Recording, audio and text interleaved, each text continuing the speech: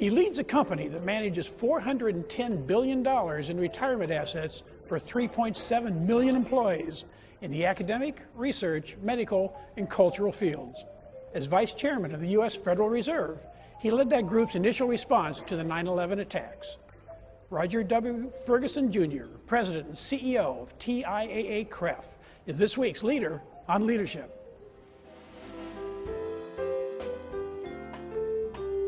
Knowing when to ask for help is critical when you're in a leadership position. It's getting the best out of people. That's the essence of leadership. Major funding for Leaders on Leadership is provided by Greenleaf Trust.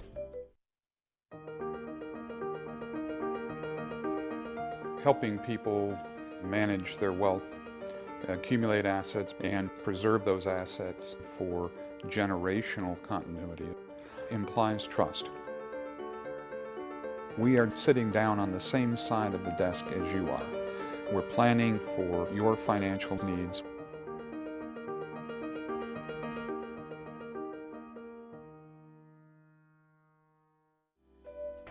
Additional funding provided by the Wayne State University School of Business Administration.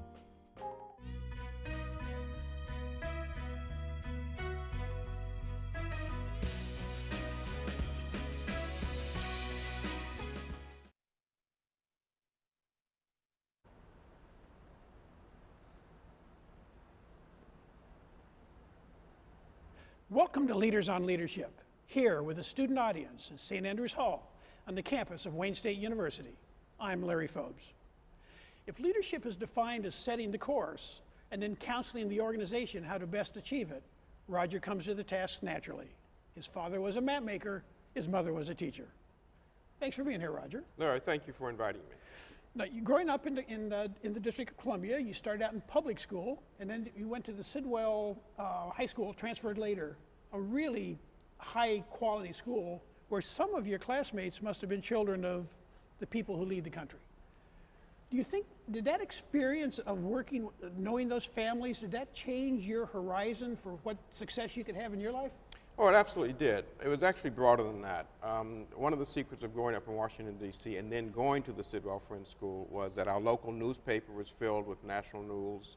You're absolutely right. Some of my classmates' friends were leaders in the then Johnson administration. And so the conversation around Washington, and certainly in my classroom, was really much broader than a narrow focus. Then after finishing high school, you went off to Harvard and did a whole range of degrees, bachelor's and PhD economics and a law degree with some time at that other Cambridge at Pembroke on a fellowship. Why did you do all the degrees sequentially? Was it part of a career plan to get that out of the way, or did you just like school? It's a combination of all three of those, both of those things. One, I absolutely like school. I love learning. I'm a lifelong learner, and I encourage everybody to do that. That's an important thing for CEOs to keep doing too? It's an important thing for everybody to keep doing. It keeps you young, it keeps you fresh, and it keeps you current and relevant to what's going on. Secondly, I wasn't quite sure what I wanted to do in life. And so I thought, well, the one thing I can always do early on is make sure I've got full range of training. I wanted to have a law degree. I was fascinated, continued to be fascinated with economics. And finally, I decided in some sense, well, I'm going to be working for 30 or 40 years. I might as well take some of that retirement. I'm a retirement-oriented person. Some of the retirement that's going to come at the end and invest in myself at the beginning. And so while a lot of my classmates were running off to get their first job at the age of 25 or 26, I decided to stay in school, build some human capital, and then start to work when I was 30. And I think that extra 3 or 4 years of schooling has really paid off for me. I think so. And then when you did start work, you went to New York, you worked as an attorney, servicing banking clients, interestingly. That's absolutely right. I worked at a great New York-based law firm called Davis, Polk & Wardwell, and my job there was really focused in on banking clients. Then in 1984, you moved on to McKinsey & Company, one of the great consulting firms out there, again servicing banking clients. But you had an interesting assignment later on when they asked you to take over head of the research and information division about the time internet was coming in. What was the biggest challenge in leading that task? Was it the technology, or was it the traditional processes and mindset in the company?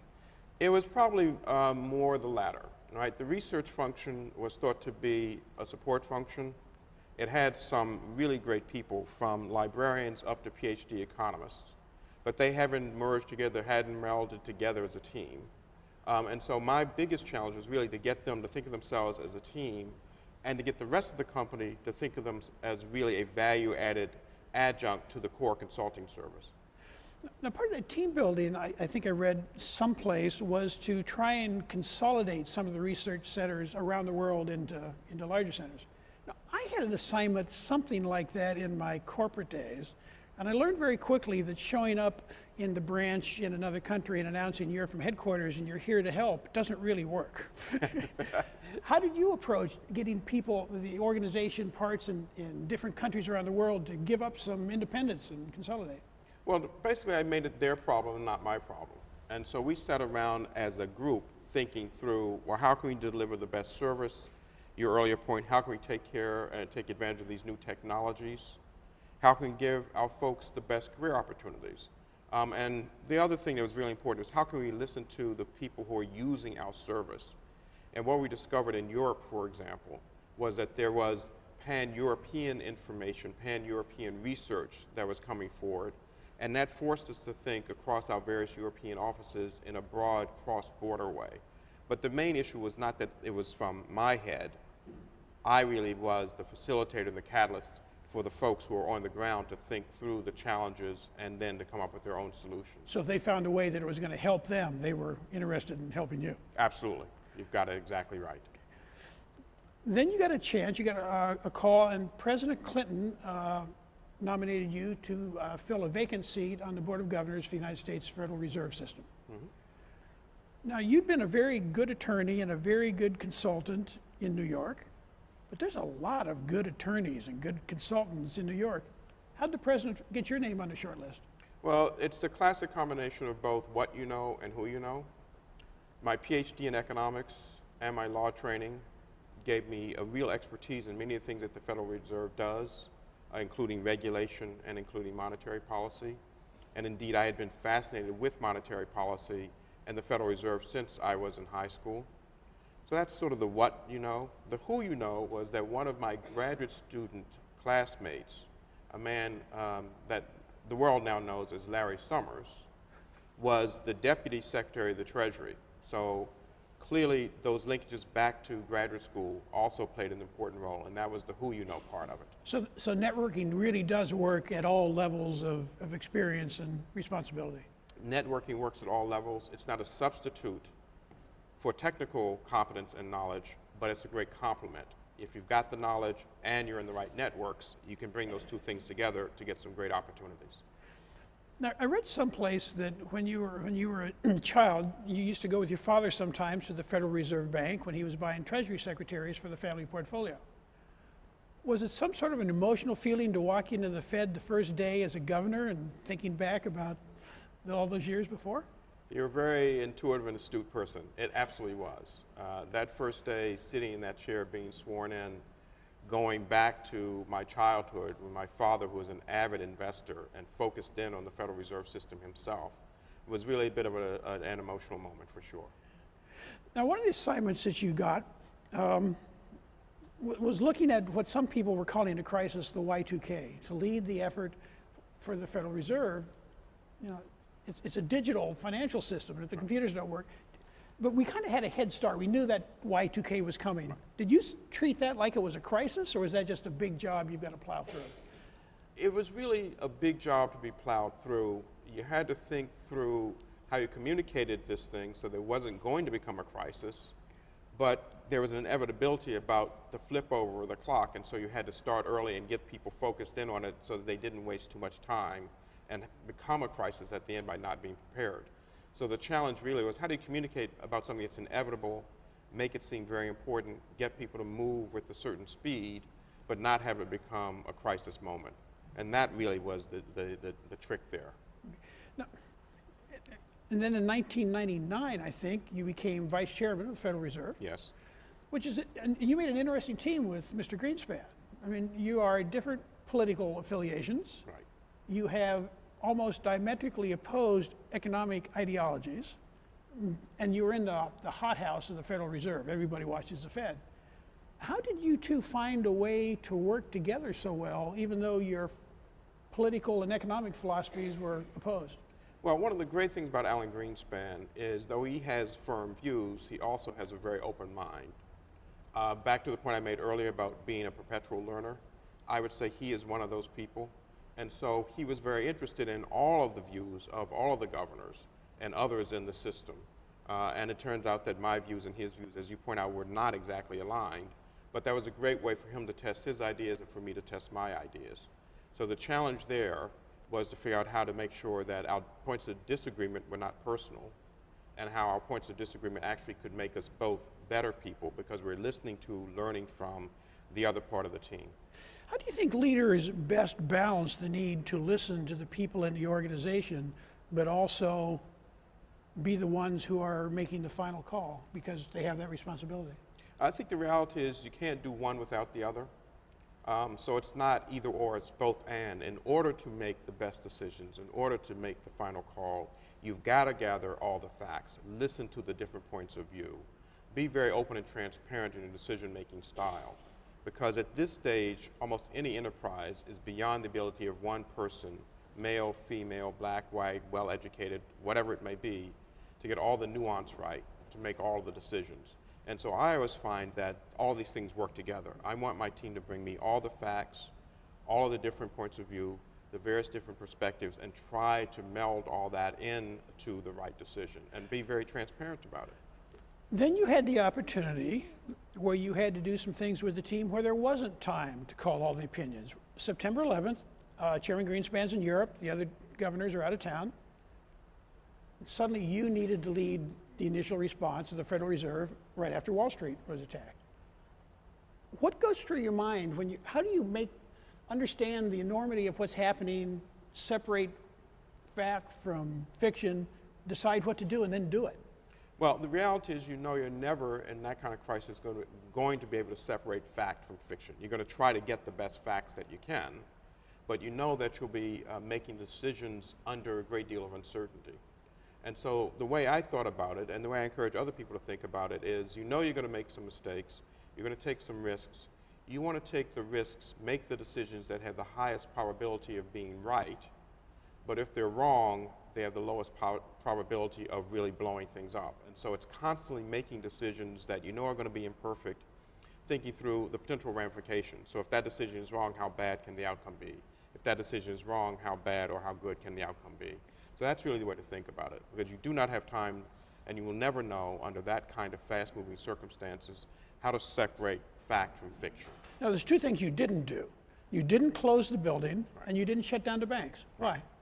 Didn't close the building because the reality is the rest of Washington, D.C. was in evacuation mode, and I decided, well, if we had evacuated the Fed, there'd be no central point of contact. So it was very, very important to stay open, I thought, in order to be an important part of the communication.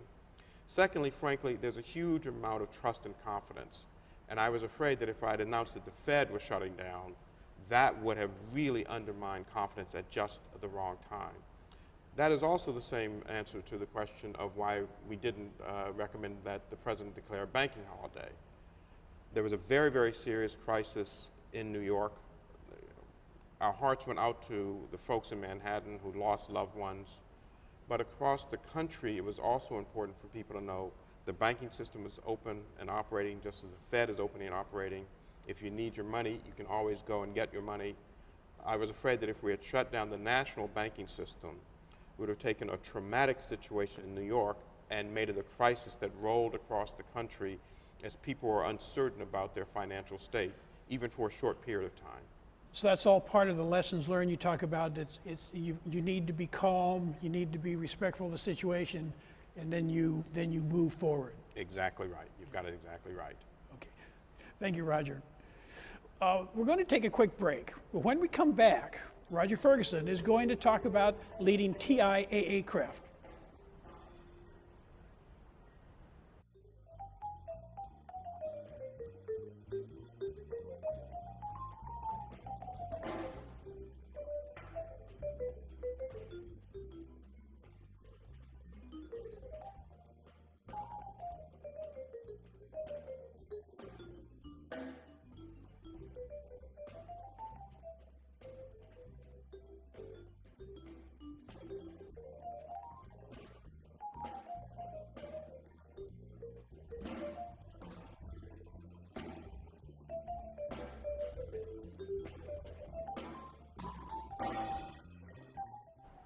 Welcome back to Leaders on Leadership. Joining us today is Roger Ferguson, President and CEO of TIAA-CREF. When Mr. Greenspan retired, there was a lot of media talk that he was pushing you as the next chairman. The president chose Mr. Bernanke. You then left the Federal Reserve and went off and worked for Swiss Re for a year or two, the reinsurance company, and then came to TIAA-CREF as president and CEO about 2 years ago. For your clients, that's a well-known name. For the rest of the country, it's just initials. What is TIAA-CREF? What's it do? What's its mission? How's it do it? Great. Thanks for asking that question. TIAA-CREF is a 92-year-old company. We provide retirement services and other financial services for people in the not-for-profit sector, as you indicated earlier on.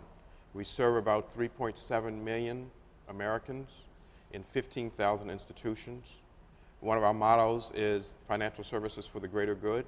And as we sit here in 2010, the thought of a company that positions itself as financial services for the greater good is probably unusual for some of your listeners. And we are quite proud of the fact that we are the largest private sector payer of retirement income in the country. We pay out about $10 billion a year to around 500,000 Americans, and we get people safely to and through retirement. Now, impeccable timing by taking the presidency in 2008. It's just as the economy is going into free fall. You seem to like crises, Y2K and 9/11. Were there some lessons that you could use from the 9/11 experience to how you approach essentially the same level of crisis? Two or three things that we've already alluded to and a few that we haven't. One was absolutely remain calm during the course of the crisis.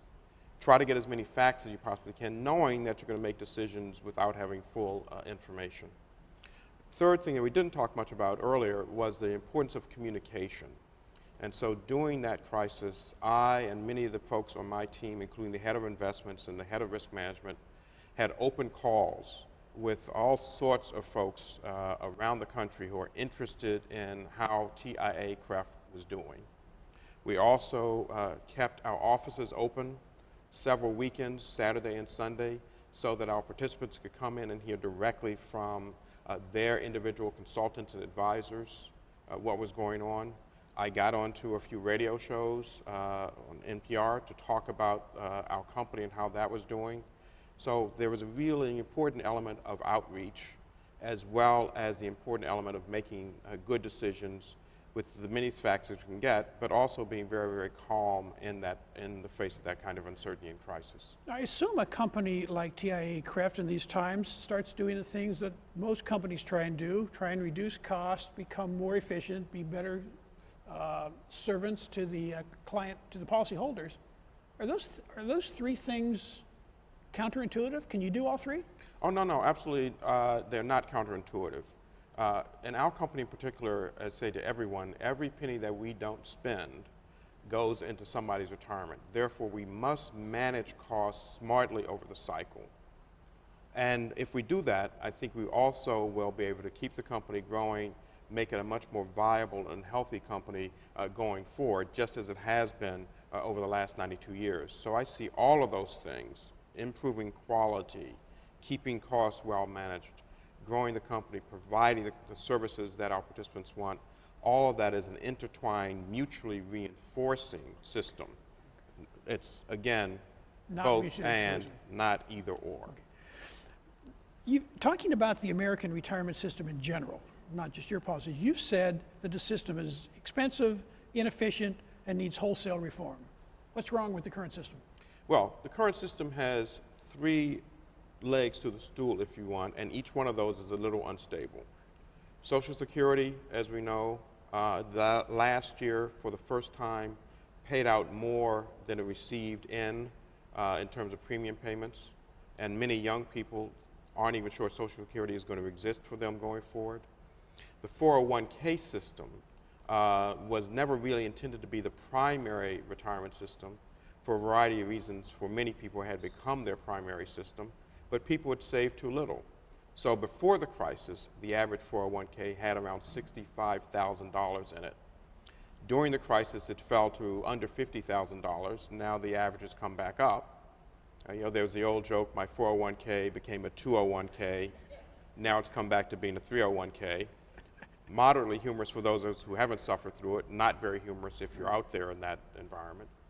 The third part of the retirement system is defined benefit plans, and many, many companies over the last 30 years have been reducing their defined benefit plans. So we've got a little bit of a toxic brew where none of the elements of the retirement system are as stable as they should be to get us through retirement as a society. So in your opinion, going forward, what should the retirement program be in the United States? I've described that as a retirement system for the 21st century. There are 4 or 5 elements of it. First, we have to have more people in the mode of saving for their own retirements earlier on, knowing the uncertainty about Social Security and knowing that defined benefits are likely to not come back. It's important that people recognize the need to save earlier on. Secondly, we've got to give people a good range of choices. One of the problems with the current 401k system is far too many choices. People end up making poor decisions. If you don't have enough choice, by definition, you don't have enough choice.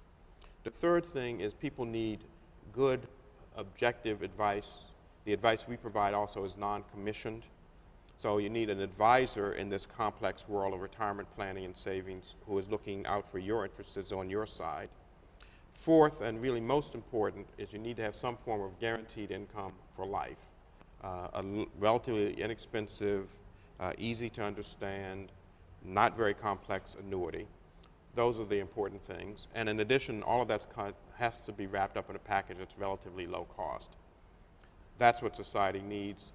Policymakers also need to come to grips with the Social Security challenge and figure out how to make that stable, not just for my generation, but for the next generation and the one after that as well. What you're really talking about is a change in public policy. What can leaders in the private sector like you do to help design, influence, change public policy? There are 2 or 3 things that leaders can do in the private sector. One that we have done in my company is you've got to eat your own cooking, right? So I've just outlined a great retirement system.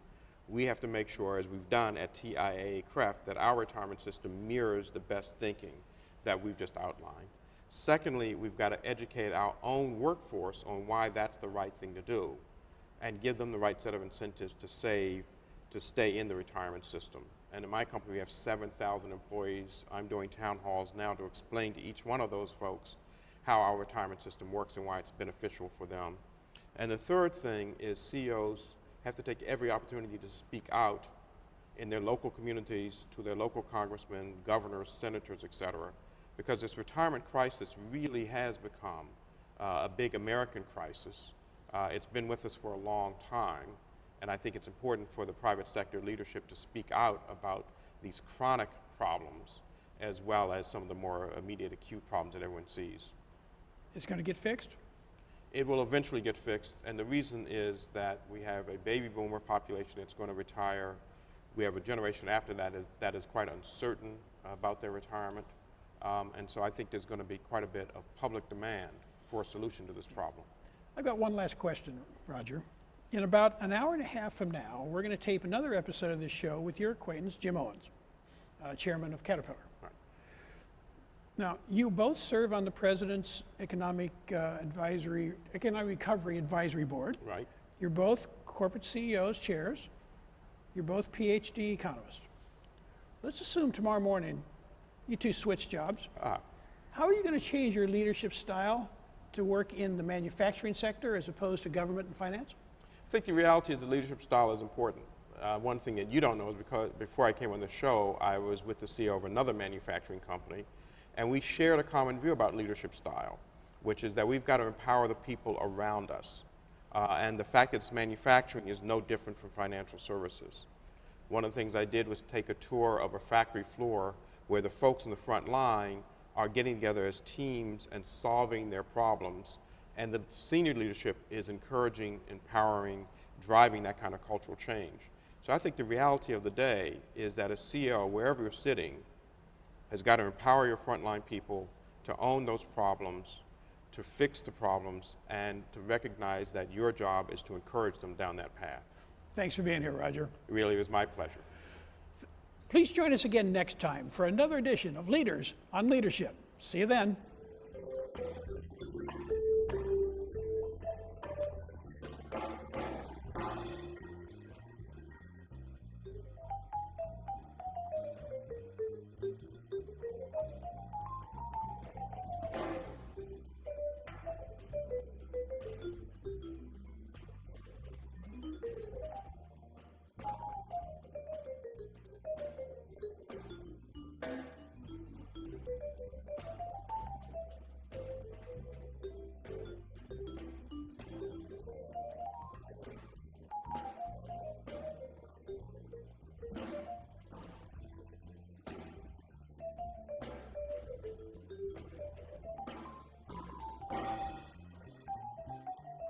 Major funding for Leaders on Leadership is provided by Greenleaf Trust. Helping people manage their wealth, accumulate assets, and preserve those assets for generational continuity implies trust. We are sitting down on the same side of the desk as you are. We're planning for your financial needs.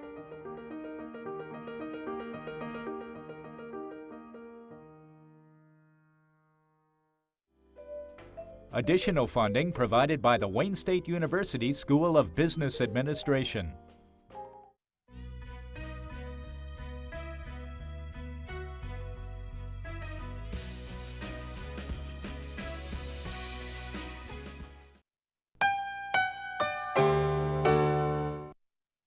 An encore presentation of Leaders on Leadership is available on demand for viewing at DetroitPublicTV.org.